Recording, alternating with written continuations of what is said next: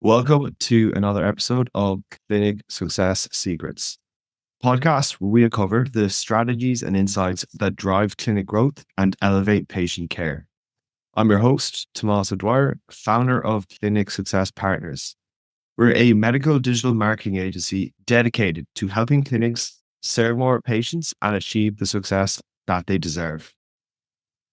Today, it is my absolute great honor to be joined by Dr. Ken Kaufman, founder of Sarasota Sports Medicine, with nearly 30 years of experience in private practice and as the team chiropractor for the Baltimore Orioles and Pittsburgh Pirates. Dr. Kaufman has redefined sports medicine by offering pro-level care to patients from all walks of life. His expertise spans advanced non-surgical treatments and innovative practice growth strategies, really making him a leader in the field. I'm thrilled to explore his journey, insights, lessons, trials, tribulations, you name it, for clinic owners that are looking to take their practices to the next level and learn from his own journey. So that being said, Ken, it's a pleasure to have you here. Hey, Thomas, thank you very much for having me. I'm very excited to be here and have this call. So before we get into all the nitty gritty bits and pieces, for anyone listening here, would you mind diving in a bit more detail about how your own journey looked and what brought you to where you are today? Yeah, I mean, when I first started, I went to Life Chiropractic College in Marietta, Georgia, and graduated about 30 years ago, and started my practice right away, and started off doing my just doing straight up chiropractic care with kind of life graduate. So that was kind of what I was taught. And then about halfway through my career, ups and downs during that time, I got a message from the Baltimore Orioles medical coordinator. They were moving their spring training operations from the east coast of Florida to the west coast of Florida, where I'm at, and they were looking for a chiropractor to be able to take care of their athletes during the 6 weeks of spring training. And I jumped at the opportunity, and that opportunity, when it presented itself, I had been prepared for it and not knowing exactly what it was going to be. But when it showed up on my doorstep or in my inbox, I took advantage of it, became the team chiropractor for the Orioles, and that lasted about 13 seasons. And then, more recently with the Pittsburgh Pirates, their spring training is also in this area as well. And as far as my practice goes, it slowly evolved, going from just straight chiropractic care to being exposed to what the athletes were receiving in a training room, a professional training room, the level of care they were receiving, the modalities that they were receiving. I started to add some of those modalities and started to, I guess, kind of mirror or mimic what was going on. And throughout the course of several years, gradually shifted my practice into the sports medicine practice that I have now, where it's a multidisciplinary team.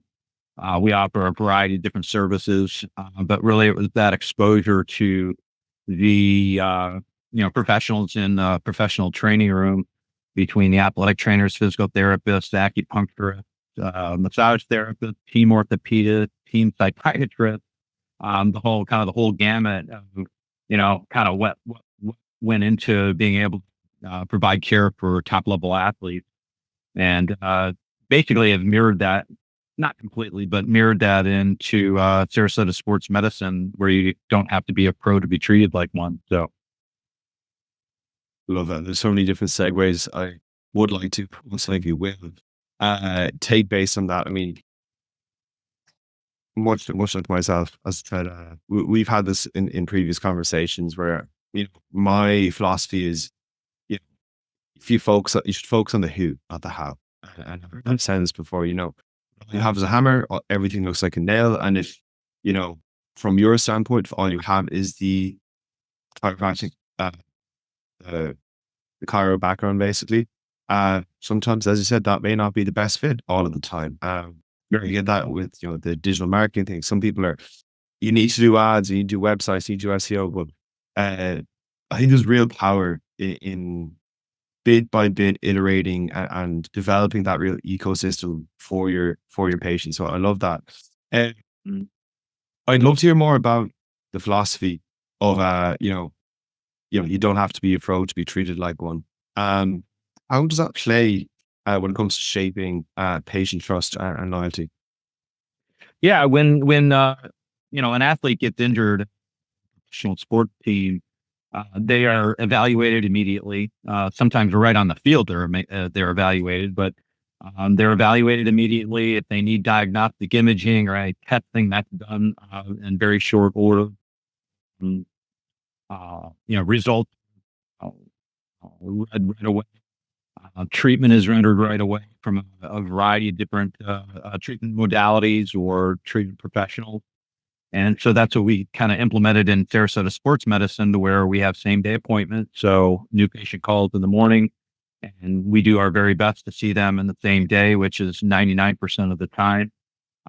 Any diagnostic imaging we have coordinated with imaging centers in the area, where we can get them kind of fast tracked into MRIs, X-rays, CT scans, and whatnot. And then because of the uh, multidisciplinary approach that we take and the modalities that we have, we're able to get treatment started same day. Even if it's just some palliative treatment like laser therapy or something like that, or some simple soft tissue work, until we can get a full picture of full diagnosis. And once that diagnosis is made and complete, then we can go ahead and move forward with more of a comprehensive program that includes things like stem cell therapy and peptides and prolo and chiropractic and soft tissue work and corrective exercise and the whole gamut, to be able to get that individual, back to the things that they enjoy and back to what they value. And so kind of perfected by now, and it's a lot of fun and very enjoyable. I love that. And again, I want to really dive into what's working for you today in a moment, because I know you've had some amazing growth in recent years, and it's a testament to how good the service is. But bringing it back to the earlier days, uh, to go back to my earlier point, when you are growing a business, offering a more comprehensive solution, there's obviously a lot of new process to take into consideration. Back when you were initially making that transition into the more comprehensive sports medicine center that you have today, Mhm. how did you go about bit by bit adding these new departments, for lack of a better word? Did you say, okay, we have the chiropractic component dialed in. Let's offer one new specific treatment and then Mhm. sit on that for 6 months? Or, how did that process look? Did you add everything at once, or do you share a bit more about how that went? Yeah, I mean, the first thing I did was I added class 4 laser therapy. I recommend that to any new practitioner if they're looking at a new modality, because it is very powerful, gets you very very quick relief, and has some good effects right away. Um, it was the I've made the mistake on several occasions of trying to move too far too fast with too many things at the same time, and it becomes very not only confusing for the practitioner, but also the staff as well as patients. Because if the doctor doesn't have certainty and complete confidence in the, kind of the process that's going to follow, let's say to add more layers to a treatment program, patients will pick that up and not be willing to, start under care. So it really is step by step process. You start with one modality, whatever that happens to be. You work it into a treatment plan. You see how it's going to work out, and once you have that kind of humming along, then you go ahead and add another treatment modality. And it does give you the opportunity to promote that to the patient. So, one of the things we do that I didn't even discuss when we had our initial conversation is we do sensitivity testing, micronutrient testing, and even DNA testing. It's not something that we do a ton of, but we do have that. And every once in a while we can use that as a touch point with, our patient base to say, hey, we do this testing. If you want to see what your micronutrient levels are, we can do that test. And so, um, it's, the one thing you don't want to do is buy a big piece of equipment and, have a big nut to crack every month to pay for it, and not utilize it. And so, I've been at multiple conferences where somebody is selling, you know, whatever new tool, and they can look at it and say, well, here's your ROI. We charge, $100 per treatment, and all you need to do is this many treatments, and you make this profitability. Mm, But like in our case, if we added any other modality, it would just be an added expense, unless it was like some earth shattering, results developing, thing for the patient. The only thing we would do is add it in just because it might be a little extra value add for a patient, not necessarily something that's going to produce a big ROI. So you have to evaluate those things as you're developing and implementing different types of modalities and tests, to make sure that you're going to be able to sustain that, that monthly payment, or be able to justify that expense each month. So that was the mistake I've made on multiple occasions, is trying to add too many things too quickly, become confused, patients become confused, staff is unsure what to do. And then then you have to actually take a step back and start back from a couple steps back to re-implement, a given modality to make sure it integrates properly into your program. It is actually a very, very powerful lesson in that I think a lot of people don't talk about enough of. We had the same thing on our end. I mean, different scale, but as we broadened our own service offering on the digital marketing side of things, like that, we knew we were offering a better package for people. But as you said, there's a certain component of decision fatigue or information overwhelm that come in on the client's end or patient's end in your case. And there is definitely a fine balance. At the end of the day, you need to know where this is being positioned in the entire program. Going into more information about today, could you walk us through your thought process as you weigh up, should I make this investment in this piece of technology, in this device? How does that look? Because as you said, theoretically, I can imagine, yes, there should be an ROI, but I would imagine people are already on a different treatment program. They're not just going to spontaneously add on this new treatment in addition. Could you walk us through that, how that looks? Yeah, I mean, the fact is that, especially, well, the Orioles in particular, and I don't know, I think I can share this. That different major league teams have different levels of amount they want to invest in different tools and modalities. When I was with the Orioles, there was no limit to what tools they would get. I mean, they had all kinds of gadgets and stuff. And the thing that I would notice, that they may invest in this new piece of modality, and then the following year I'd go back in and they'd have the modality, but be sitting in a back room someplace, not even being utilized. And I think that a lot of practitioners fall into that trap. Is you know, it, a lot of practitioners fall into the trap to think that, your your patient, or the patient coming in, is really, really interested in that new shockwave device that you have, or the new laser that you have, or this they really, at the end of the day, they really don't even care. They just want to know that, are you going to care for them? Do you have their best interest at heart? Is your program going to get to them back to what they value? And that's that we can talk about that a little bit later. And it, it doesn't matter what tool you have. They don't care, as long as you can get them to that point. So you need to evaluate, or practitioners need to evaluate, when they're bringing a new piece of equipment in their office. Is this actually going to need better results with the patient? Not that you're going to market it because that's a mistake that a lot of practitioners make, that, well, I'm going to market this because patients are looking for that. No, they're not looking for, I want to get better from a rotator cuff injury. They don't care how you get there. They just want to get better. And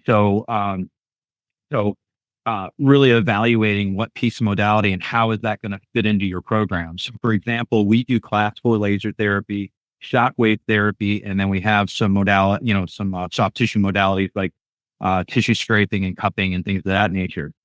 And then we also do peptides and prolotherapy. So those purpose of those modalities, when we work and use those in conjunction with each other, help to, so for example, help to heal a rotator cuff tear, and it does so from um, several different mechanisms or biomechanical pathways. Collapse laser therapy increases mitochondrial activity due to the photobiomodulation, increased circulation, etc. Shockwave therapy helps to break down scar tissue and adhesion, and has some effect on stem cell production locally. Prolotherapy helps to increase collagen fiber deposition by stimulating an inflammatory reaction. So the whole purpose is to get that tendon to heal. And so you want to, when you choose a modality, figure out what modalities are going to help you get to that level. And so even before you decide on what modality, you also have to determine what is your ideal client, what is your ideal patient. For me, it was, easy, low hanging fruit. It was baseball players. So it was a lot of rotator cuff tears, labral tears, shoulder issues. So I was the laser shoulder guy. That was kind of the way I put myself out there. And so you need to identify that. So so for example, if somebody, practitioner out there is a runner or a marathon runner or a triathlete or something like that, and they love working with runners, well, no brainer, acoustic shockwave therapy and laser therapy, because you're going to be dealing with plantar fasciitis and those modalities, those types of injury. And that's how you're going to market yourself. So you want to have those tools that are going to be able to treat those specific injuries and evaluate that when you're looking at a new piece of equipment before you even bring it in. And you want to see who your ideal patient is, what are the injuries you're going to have, and does this new modality complement what we're already doing, or is it just a value add where it's just going to be an additional expense? And there's nothing wrong with that. You can have loss leader treatments in your protocol, just because you want to, you think it's going to be good for the patient's experience in your office. So there's a lot of evaluation that needs to go into it, and not just listening to a salesman, because the salesman will, they always want to say it's the greatest thing in the world, which it may be, but you need to see, does it actually fit? And there's a piece of equipment that I have a couple of salespeople on me to purchase. And I'm like, yeah, it's great. I've experienced that treatment. I think it's fantastic, but I don't think it's going to add anything to the bottom line of my business, because we're already getting fabulous results, and it's just going to be a value add, not necessarily something that's going to further enhance the treatment outcome. I love that. I think definitely on the topic, there's a lot of also due diligence, but also critical thinking to be done fundamentally to make these decisions. I think I mentioned this before I got into digital marketing. My background was biomedical engineering, so I was very familiar, but I used to work with one of the top three biggest medical device companies. So I was very familiar with the process. And at the end of the day, I'm just what I'm going to say here, but what was interesting to me was, as you said, at the end of the day, it's not doctors or the engineers who are talking to the doctors when selling. It's salespeople. So, but you do need to be able to see through that. I won't say BS, but It's hype. It's hype. It's a bit of hype. Exactly, the hype. Yeah. So, with that being said, that when you've made this critical decision, you have your stack of different treatments and so on. Again, the elephant in the room is advertising. Most people don't know what they don't know. If you mention a new treatment, they don't know the name of it. How do you go about marketing these packages or these treatments? I know you've had success with Google Ads, but yeah, a bit more information would be great. Yeah, I mean the marketing needs to speak to that, a particular population. And when I first got into practice, of course, went to Life Chiropractic College, and we can help everybody. Any chiropractor can help anybody, but you can't market yourself that way. You can't do what is it, the 8 danger signals or whatever of subluxation. It doesn't speak to anybody. They don't understand. The general population doesn't understand it. And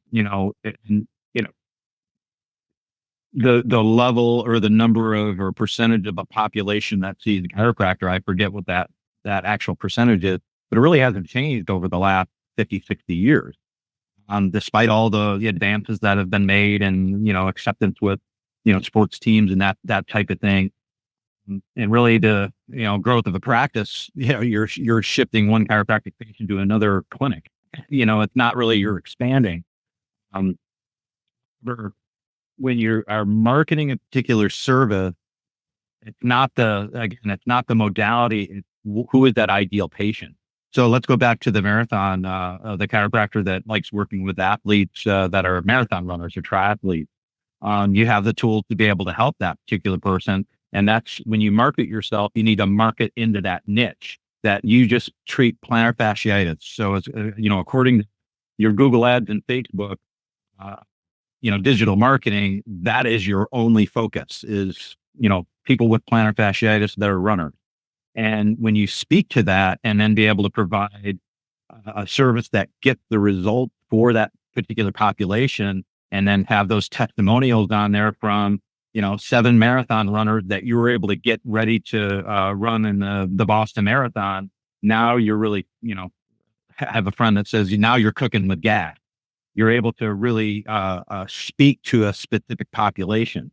And, does that mean that you're only going to treat marathon runners with plantar fasciitis? No, you're going to, the patients that are going to come in are invariably going to say, hey, my friend or my wife has, pain in her knee. Can this help with that? And if it can, you say, absolutely. And so now you got a new patient that has not now a knee problem. And that's the way it will expand out is you niche yourself and focus very, very specifically on a particular demographic, and then your patient base will grow from there. You can't try to you can't try to cast a huge net over a big audience and expect to really speak to anybody.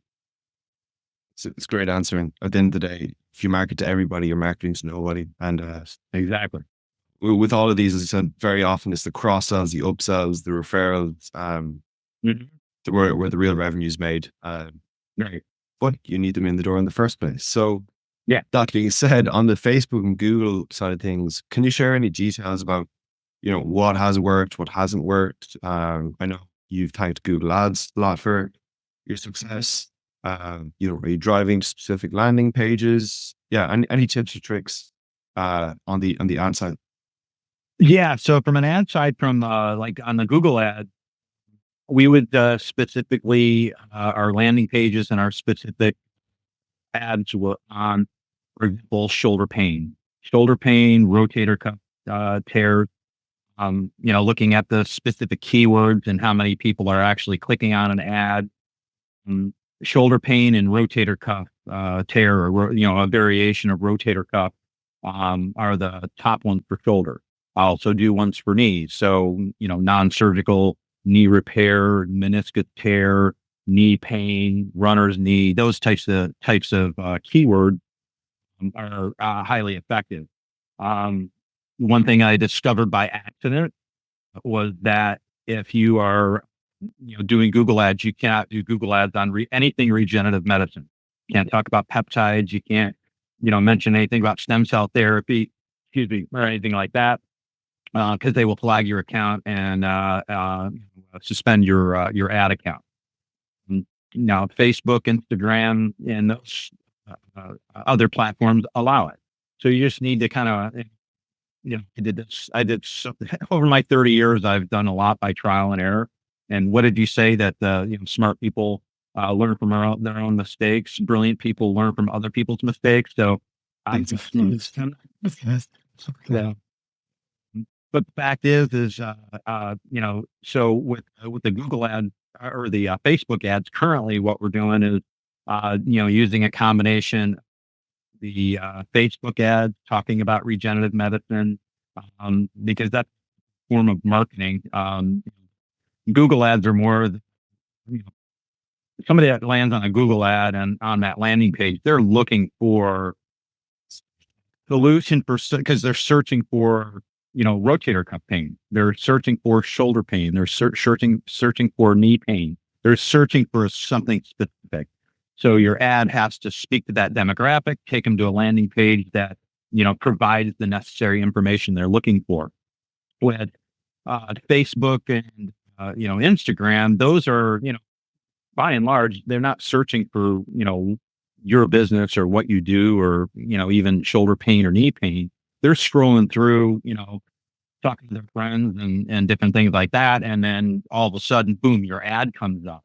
And so that, it's more of an interruption type of marketing, where you're interrupting, them scrolling through, looking at cat videos and going, hey, I have shoulder pain. Maybe that can help me. So we've created a whole thing that, actually, I think, Tomas, I think you'll be able to help my business out in this aspect, working with, marketing funnels, lead generators. We have some free downloads that, our people can download. And so the way we have it set up now is somebody sees an ad that is a free download for a solution for shoulder pain, for example. Once they get that, they're in a marketing funnel, then invite them eventually to a seminar. And then once they do the seminar, then it's an invite to just come into the office. So, that's what we're working through now, and we're seeing some results with that as well. So it's really kind of understanding, first of all, your market. You have to know your market first and foremost. You have to know your market. You have to know your key demographic, what it is that motivates them, what their objectives are, what they value. Speak to that, and then provide good, valuable content that they'll come back to. And then once they are in your office, then you go ahead and take them through your process.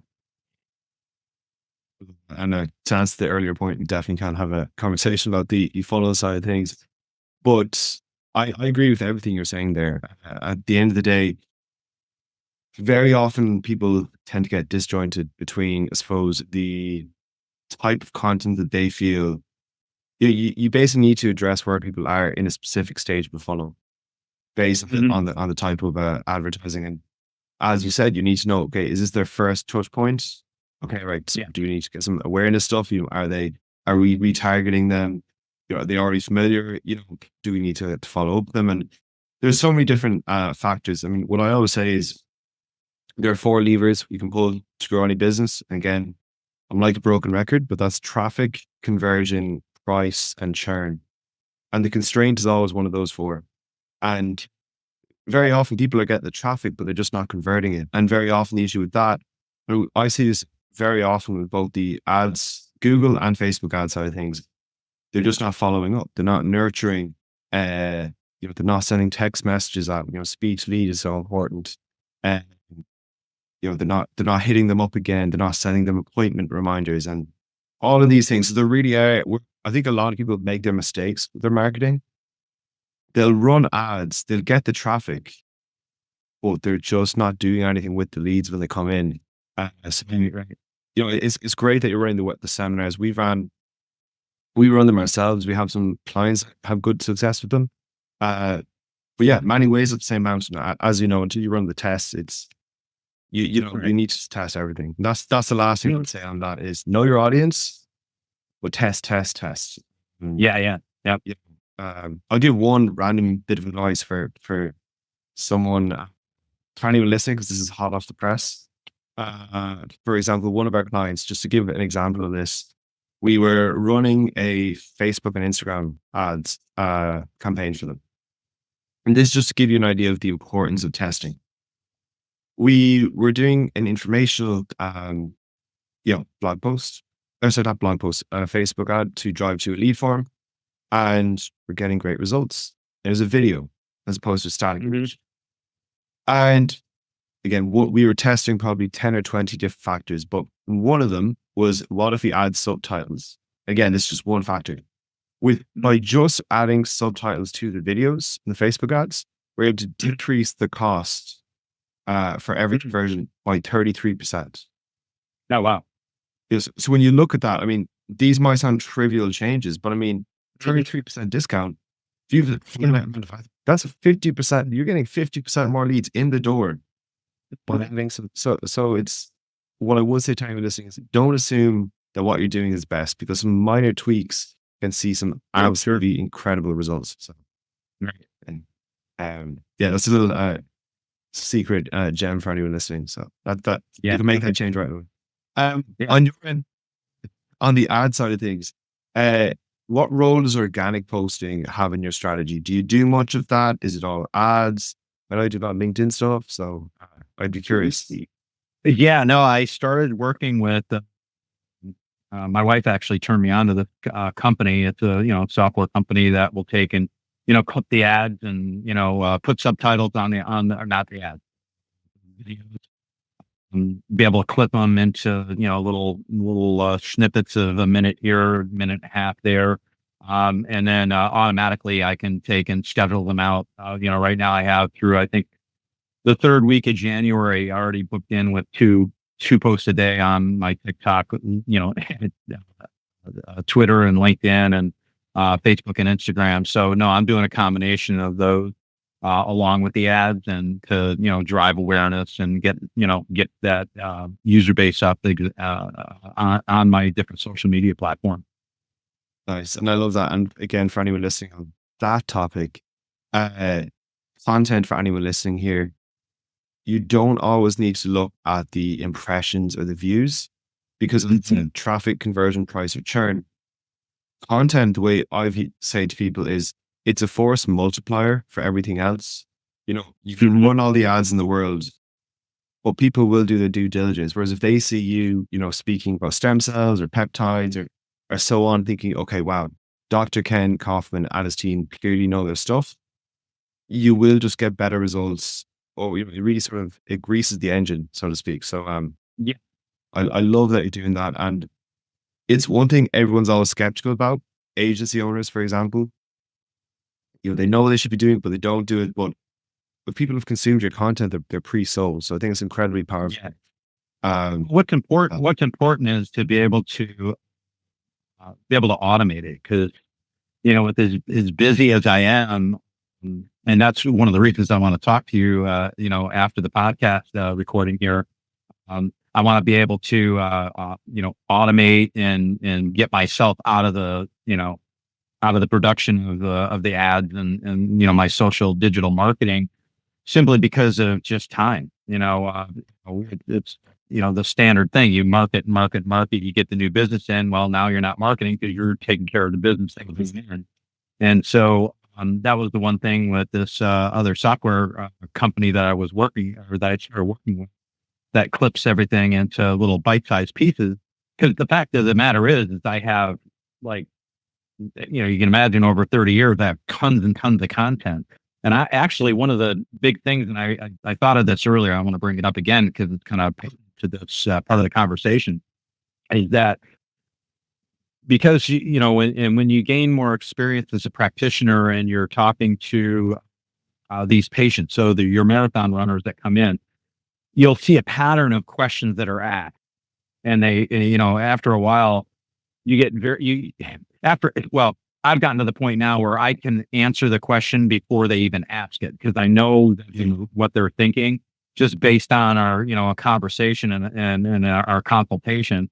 And so I'll address that that question before they even come up with it. And so when you have that level of understanding, now you go ahead and just create videos on that, and you can create 5-minute discussion, and then take and put it into the system, break it up into 5 1-minute clips. Boom! Now you got 5 posts that you can load in there. So that's one thing. So for example, one of our big things that we talk about is we don't ice injuries anymore. So I actually have, I think it's total. I recorded a while back. I recorded it was 5 videos that were anywhere between 5 and 7 minutes.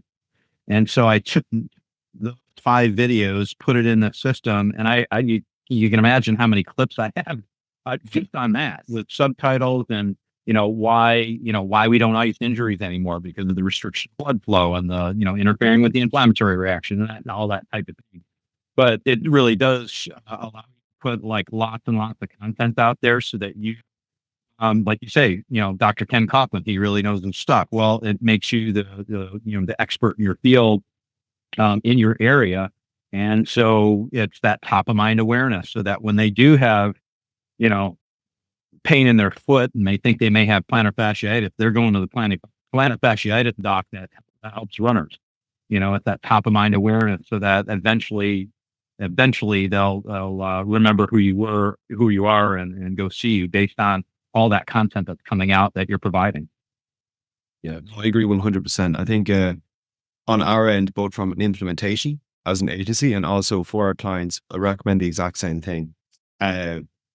To give an example, this is just me opening up the doors basically with how we do it. To give another example of that, this very, very podcast that we're on right now, the second we hop off this will be uploaded to the cloud. I have automations in the background. It will be automatically added to a project management tool. A message will be dropped in Slack for my video editor to start chopping up straight away. Everything's templated. We will likely be using AI to make our own short form content similar to yourself, scheduled it in advance, and then likely use some sort of other tool to automatically create a blog post out of it. And then, so like you said, I mean, this is the beauty of technology is different strokes for different folks. Different people consume content in different ways. Personally, apart from the work, because we have our own Facebook community, I'm never on Facebook. But I know a lot of people are. At the end of the day, forget that. And if you're not hitting people up on everything, we personally do mainly YouTube, LinkedIn, and Facebook. For our clients, YouTube, LinkedIn, Instagram, Facebook, we also do Spotify. It's not that much extra work when you know how to just increase your exposure by 5 to 10x. You just need to have. So I completely agree 100% with that. That is the beauty of technology. But if you don't know the systems, as you said, it's a massive time sink. It's a massive time sink. 100% agree. I love what you're saying there. So with that, fast forward to today, because I do want to talk about tomorrow. By tomorrow, I mean the mission that you're on, helping others. But I suppose quickly talking on the ops, the operation side of things for the model that you run.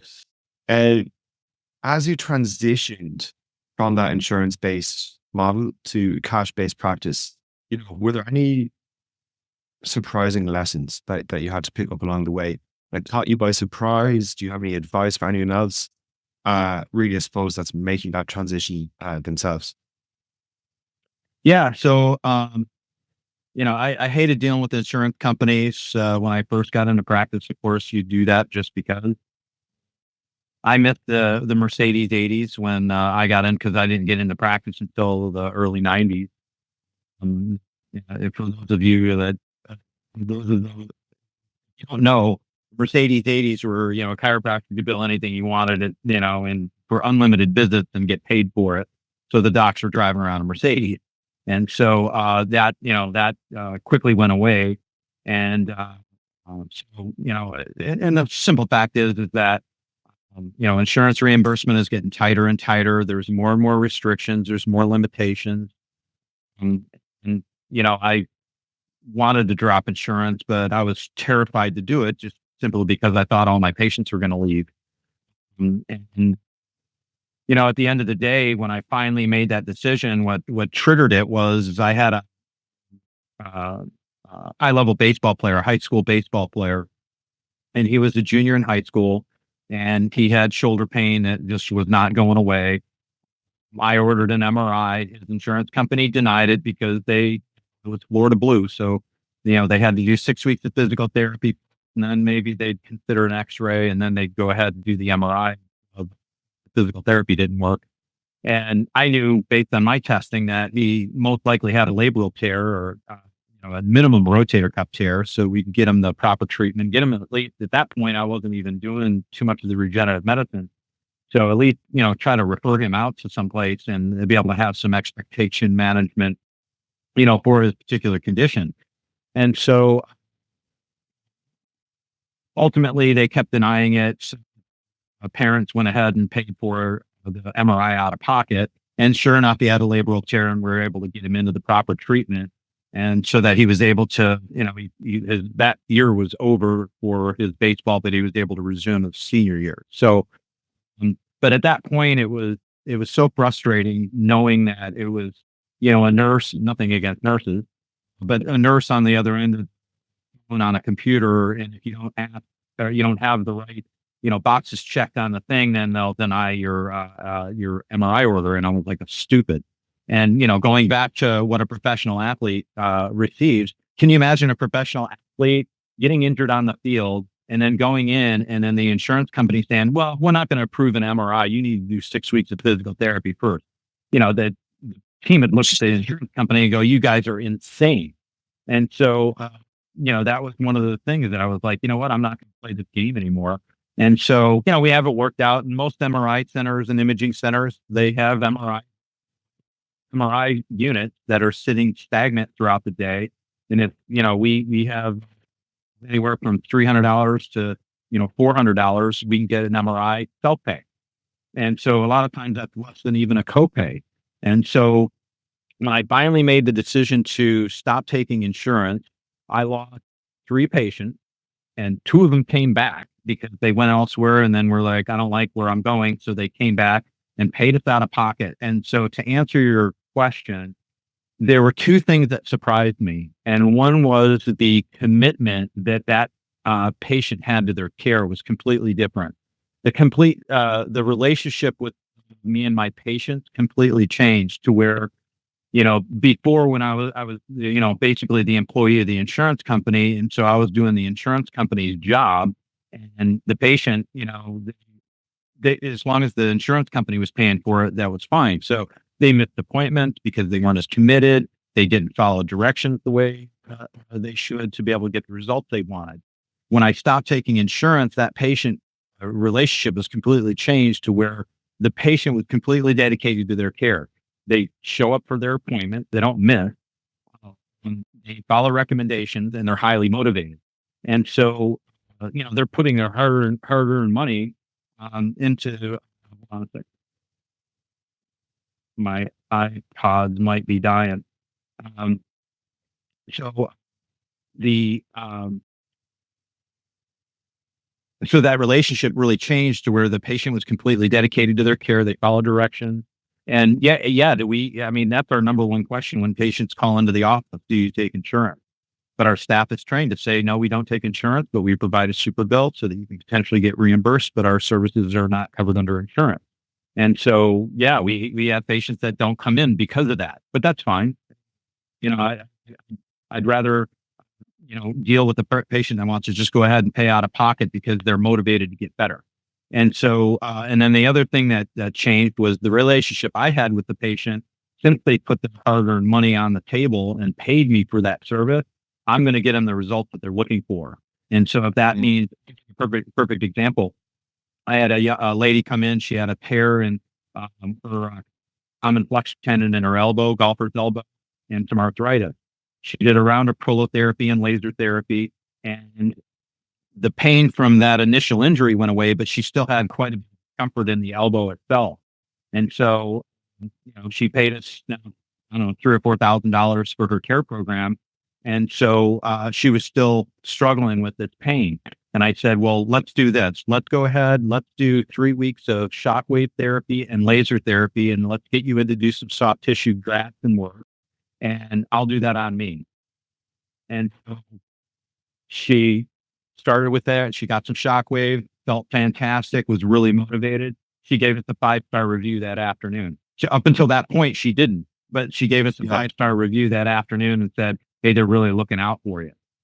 So, so that's the relationship that happens when you decide to go cash. And the other thing is, from a purely business standpoint, my income went up 30% the quarter after dropping insurance. Well, yeah. And again, you're not playing around with cash flow. You're not thinking, okay, when will I get reimbursed by the insurance company?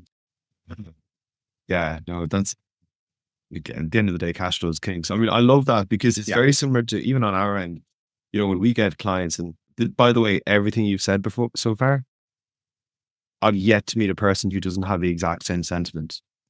Yeah. They say it's the best thing ever.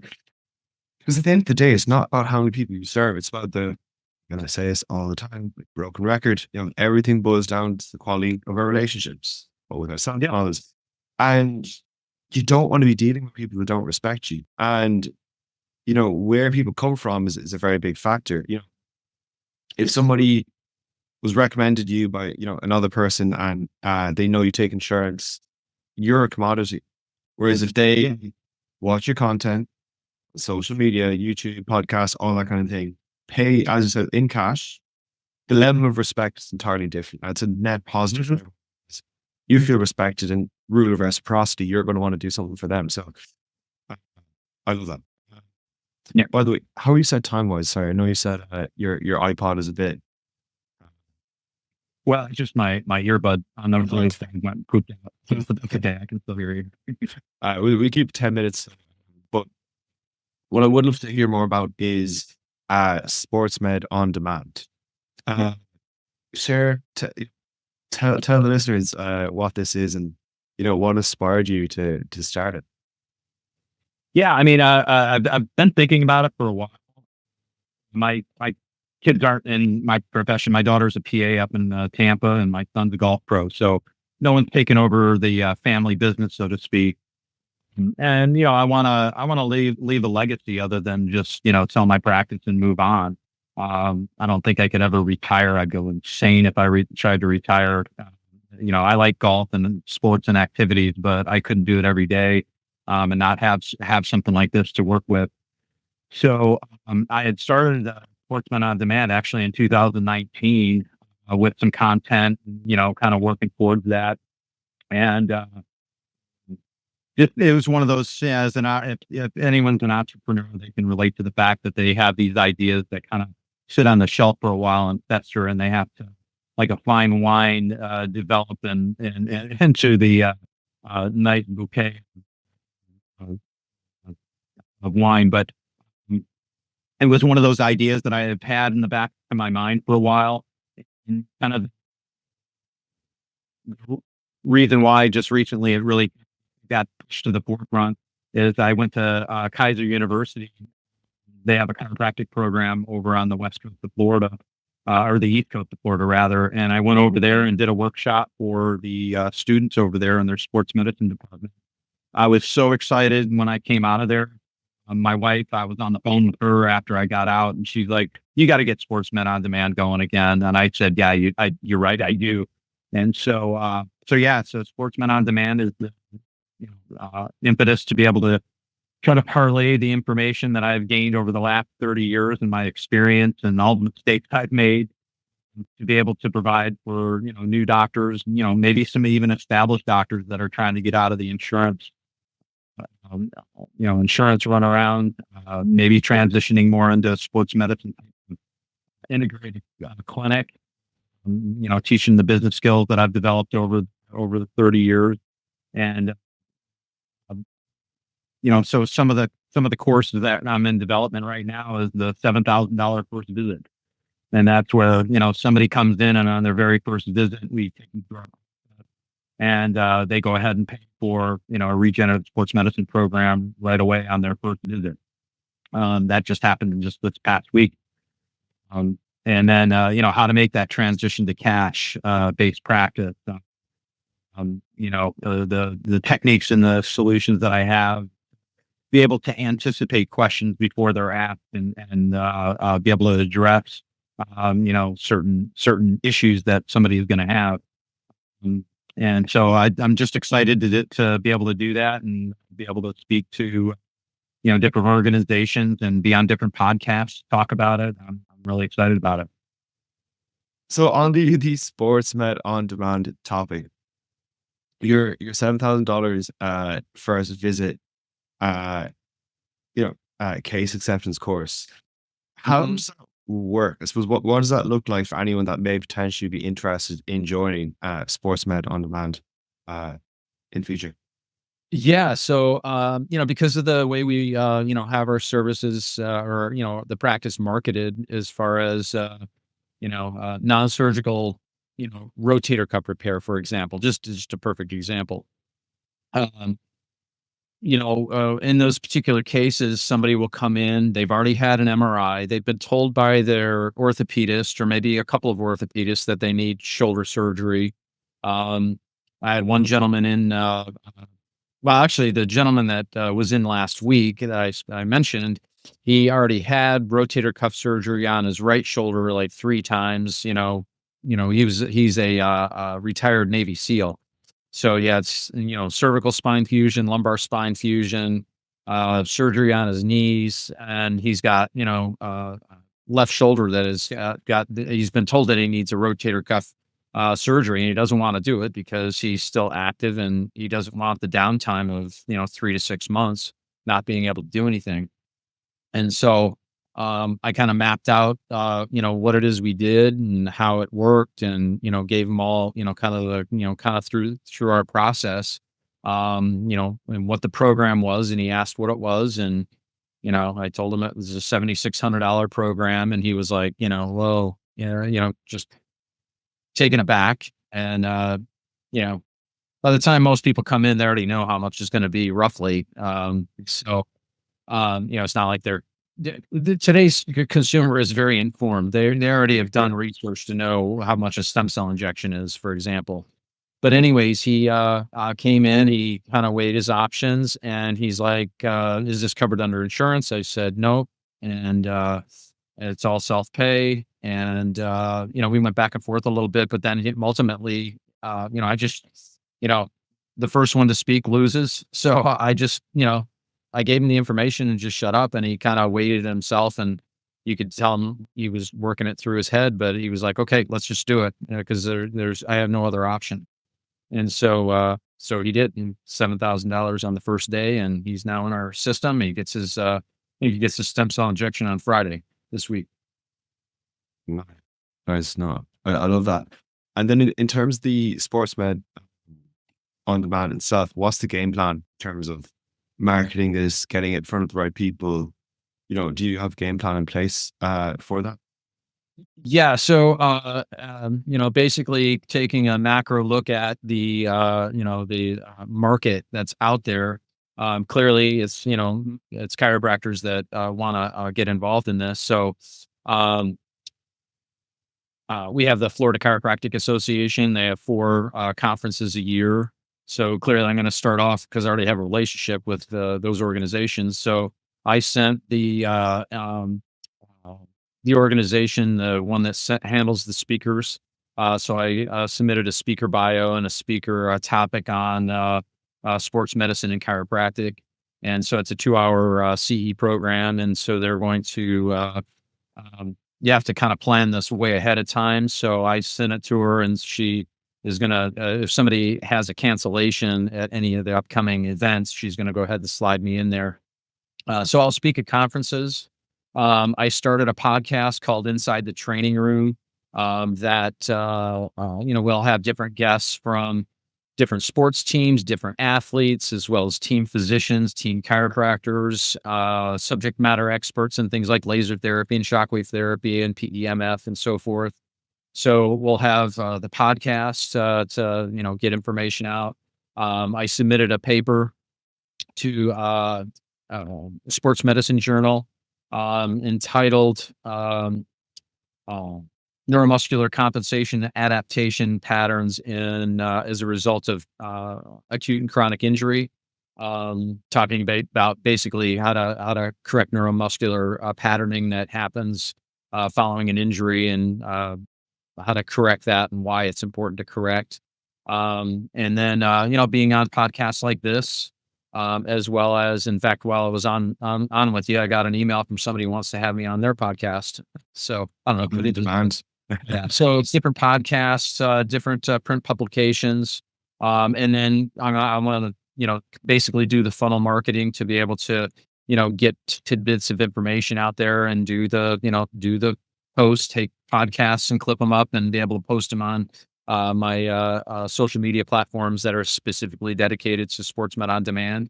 And just kind of take it that way and allow individuals that just want maybe just they want to take a course for $199. They can just take one course, and then have all the different courses on there on advanced therapeutics, how to integrate multidisciplinary team together, and that type of thing.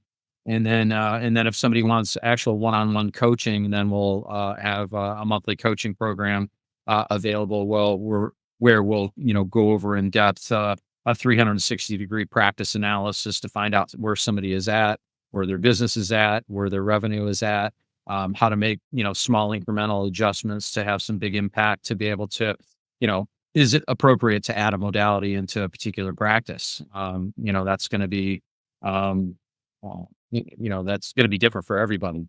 What is your current market? Is it even feasible to go 100% cash in a particular area? You might be in an area where there's a big industry that, half the population is, under a particular insurance carrier because of a manufacturer in that area. May not be a good idea to, totally eliminate 50% of your potential population and be able to work within that. So it's just that type of thing. So from anything from just simple classes to all the way through to, full blown coaching one-on-one with me. So, I mean, as we said, a smart person learns from their mistake. Yeah. A brilliant or wise person learns from others. And 30 years in the game, you're going to have picked up some sort of wisdom by default along the way. So for anyone listening that is interested in learning more about the work that Dr. Ken is doing, definitely make sure to include any links below. But I love it. I mean, I love the mission that you're doing. I think my ethos for all of this is help more people, and that's fundamentally what you're doing. I think there is a lot of power in having complementary businesses. I think obviously there's a minimum threshold that you need to focus on, the first one, to get it going. But as you said, you now know the fundamentals of running seminars. You're respecting the space. It should be very feasible to latch on a second business. I know we're going to basically do something similar with the Community for Men's Mental Health, building on the same funds that we're doing, the agencies and things. And I think why you make your money is often more important than how much you make, beyond a certain point. And I think I love the fact that you're doing this for a strong why. So hats off to you. Well, thank you. No worries. Again, one or two more questions and I will wrap it up then. But sports medicine as a whole, I mean, I nerd out big time about this. So I used to, as an athlete myself, definitely hurt myself a lot of poor knowledge on my end, push through things. And I was just told to ice it, as you said. Not great. You need circulation. Inflammation is there for a reason. That being said, a lot of outdated stuff, but this is some stuff that I really, really nerd out about. Be it peptides, be it stem cells. I'm all ears. So on that topic, what trends in sports medicine do you see reshaping the industry over the next 5-10 years that excite you? Yeah, I honestly think that for chiropractic in general and the acceptance of chiropractic and that percentage of patient that is a percentage of the population that utilizes chiropractic services, I think the greatest impact can come from you know the chiropractors, of course, being in major league training rooms. This is the first year in the history of chiropractic that all 30 baseball teams, major league baseball teams, had a chiropractor on staff. It was the first time. Actually, ironically, the Pirates was one of the last holdouts. But you know that that puts a lot of emphasis on the performance aspect of why an active individual, active adult would want to consider going to a chiropractor. The other thing is the because of the philosophy of chiropractic, looking at the body as a whole and not as an individual part. I think chiropractic practices is the future of doing an integrative um, type of business model like we've developed here is really the future of where we're going. Simply because in orthopedics, in the literature is pretty clear on this. Only 10% of any orthopedic injury needs surgery, and the rest are either put into physical therapy, they're put into pharmaceuticals, cortisone injections, basically never addressing the real fundamental underlying cause of the problem. And because of the uh, exceptional power of regenerative medicine, and combined with the chiropractic philosophy, understanding that the body has the capability of healing itself, regenerative medicine allows that a way to integrate all that together so that we have that unique position to be able to understand that what we're doing with a stem cell injection is not healing a tendon based on us putting a stem cell injection. We're introducing or helping the body function at a higher level so that the body can heal itself more efficiently. So it's no different than getting somebody to quit smoking and get off of, processed foods. It's a holistic approach to be able to allow the body to function at a higher level. So when we implement things like peptides and corrective exercise and laser therapy and all these different modalities, understanding that the body works as a whole and the body has the capability of healing itself, we're in a unique position, I think, to be able to really expand the utilization of not only chiropractic services but the regenerative medicine side, and then that connection with sports and athletes striving to operate at a high level really exemplifies um, how the general public is going to accept chiropractors in that role, and to be able to put us at more of the industry experts in regenerative medicine, and really helping people, um, you know, thrive and grow and operate at high levels. I love it. And I said, I think based on any guess we have clients we have, and maybe it's just because I'm incredibly biased with the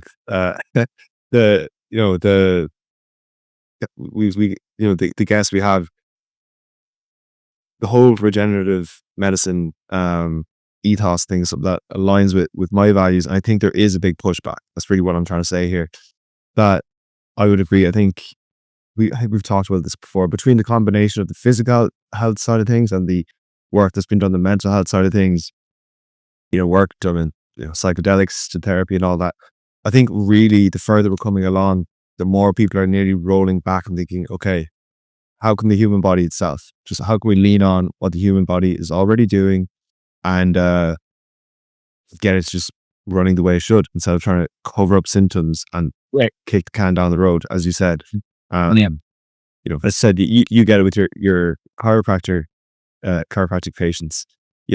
I gave an example before. Someone might have a quote unquote knee issue, but it might be the fact they've fallen arches, or walking funny because plantar fasciitis or weak glutes. There's so many different factors. So I think, yeah, view the body as an organism, as a holistic entity, and take the integrative approach. So, um, yeah. That being said, Ken, I've loved this conversation. I think there's so much there that we've covered, despite the power issue. So, Yeah. for anyone listening, where can they find more about you, what you do? Yeah, I mean, for my clinic in Sarasota, Florida, we're sarasotasportsmed.com. Um, my website's pretty robust as far as the content that's on there and the services that we offer. And then sportsmedondemand.com and sportsmedcoaching.com. That will eventually take people to the, coaching platform. We're still working on, the content on that, and we'll be rolling that out in the next few months. But you certainly can contact me through the office at 941-927-0546, and just get a message to me, and be able to discuss, any issues that you may have. Perfect. With that being said, Ken, I'll leave all those notes in the description. And yeah, it's been an absolute pleasure. Yeah. Thank you, Tomas. Appreciate it. All right.